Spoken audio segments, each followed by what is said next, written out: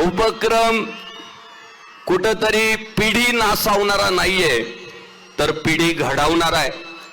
इंद्रायणी नदीची स्वच्छता झाली पाहिजे या भावनेने प्रेरित होऊन, खरं तर आपली खरी संपत्ती जर काय, तर नदी ही आपली खरी संपत्ती आहे। साधू संतांनी आपल्याला शिकवलं, वाचे म्हणता गंगा गंगा सकल दोष जाते भंगा। वाचेने जरी आपण गंगा म्हणालो तरी आपली पाप जळतात, एवढी गंगा पवित्र आहे। मग ती गंगा, तो वारसा आपल्या परिसराला लाभला आणि दुर्दैवानं उद्या सगळं संपेल, म्हणजे बंगले तोडून दुसरे बांधले जातील, वसाहती स्थलांतरित केल्या जातील, पण इंद्रायणी नदी काल होती, आज आहे आणि पुढे पण असणार आहे। त्यामुळे इंद्रायणी नदी ही आपली खरी संपत्ती आहे, तो आपला वारसा आहे, तो आपला वसा आहे। आणि त्या इंद्रायणी नदीचं प्रदूषण आपण थांबवलं पाहिजे, तिची स्वच्छता झाली पाहिजे।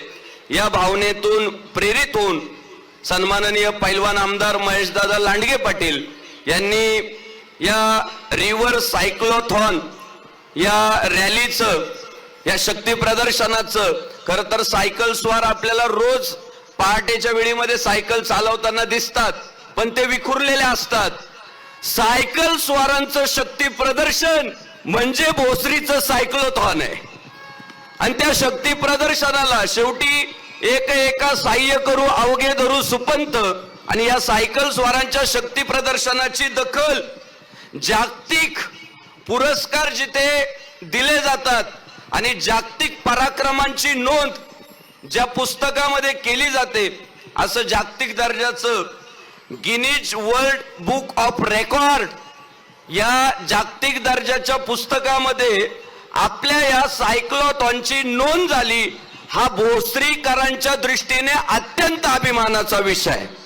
आणि मी निवडणुकीच्या अगोदर प्रचारादरम्यान जेव्हा भाषणामध्ये बोलत होतो, आता तुम्ही म्हणाल तू का प्रचारादरम्यान भाषण करीत होता, तर त्याचं उत्तर असं आहे, जो हिंदू इतकी बात करेगा वही देश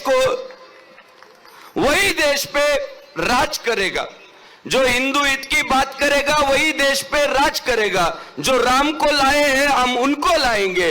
हे ब्रीद घेऊन आम्ही पैलवान महेशदादा लांडगे पाटील यांच्या सोबत सगळ्या वारकरी संप्रदाय, हिंदू धर्मप्रेमी सोबत राहिलो, आणि त्याचा परिणाम आज आपल्याला हा सोहळा पुन्हा एका वेगळ्या ऊर्जेने पाहायला भेटतोय।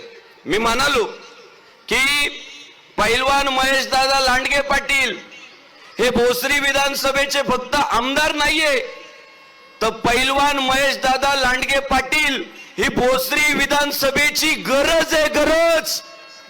आज आपण पाहतोय जसे दादा आमदार झाले तशी दादांनी स्वच्छता करायला सुरुवात केली, आणि त्यांची स्वच्छतेची साधनं फार वेगवेगळी आहे। तिथे झाडू पण असतो, तिथे डंपर पण असतो, आणि तिथं JCB पण असतो। असे सगळ्या यंत्रसामुग्रीच्या माध्यमातून आपल्या परिसराची स्वच्छता करणारे आमदार पैलवान महेशदादा लांडगे पाटील आहे। आणि आमच्या सारख्या धर्मसेवकांच्या मागे तर 24 तास खंबीरपणे उभे राहणारे आमदार म्हणजे पैलवान महेशदादा लांडगे पाटील आहे। हा उपक्रम तरुणांसाठी खूप आवश्यक आहे। सद्गुरू गोविंददेव गिरीजी महाराज यांची प्रमुख उपस्थिती आहे, सन्माननीय खासदार श्रीरंग आप्पा भारणे व राजकारणातील अनेक मंडळी ते उपस्थित आहे। मी सर्वांना विनंती करतो आणि माझ्या वतीनं महेशदादा या उपक्रमाला शुभेच्छा देत असताना एवढंच म्हणतो की चालू वर्षी मी फक्त इथं माईकवर बोलतोय, पुढच्या वर्षीच्या सायक्लोथॉन मध्ये मी सायकल घेऊन समोर असणार आहे, आणि सर्वांनीच या उपक्रमामध्ये सहभागी व्हावं। तुकाराम महाराजांचा एक अभंग आहे, शरीर उत्तम चांगले शरीर सुखाचे घोसिले, शरीरे साध्य होय केले शरीरे साधिले परब्रह्म। तुमचं जर शरीर चांगलं असेल तरच तुम्ही परब्रह्माची प्राप्ती करू शकता। आज आपण पैशांच्या मागे पळतोय पण आरोग्य गमावतोय। दवाखान्यात गेल्यानंतर डॉक्टर लोक सांगताय तुम्ही अर्धा तास तरी सायकल चालवा, आणि म्हणून सायकल ही आरोग्यदायी आहे। त्यामुळे पुढच्या काळामध्ये आम्ही सुद्धा तुमचा आदर्श घेऊन या सायकल स्वारीमध्ये सहभागी होणार पैलवान महेश दादा लांडगे पाटील यांना खूप खूप खूप शुभेच्छा देतो आणि माझं लांबलेलं मनोगत थांबवतो. फक्त एकदा सगळ्यांनी हात वर करायचे, एकदा दादांचा उत्साह वाढवण्यासाठी व्यासपीठावरच्या सुद्धा माझ्या सगळ्या भावंडांना विनंती आहे, हात वर करायचे सर्वांनी. छत्रपती शिवाजी महाराज की जय, धर्मवीर संभाजी महाराज की जय, भारत माता की जय. पहलवान महेश दादा आगे बढ़ो, हम तुम्हारे साथ हैं. जय श्री राम. जय श्री राम.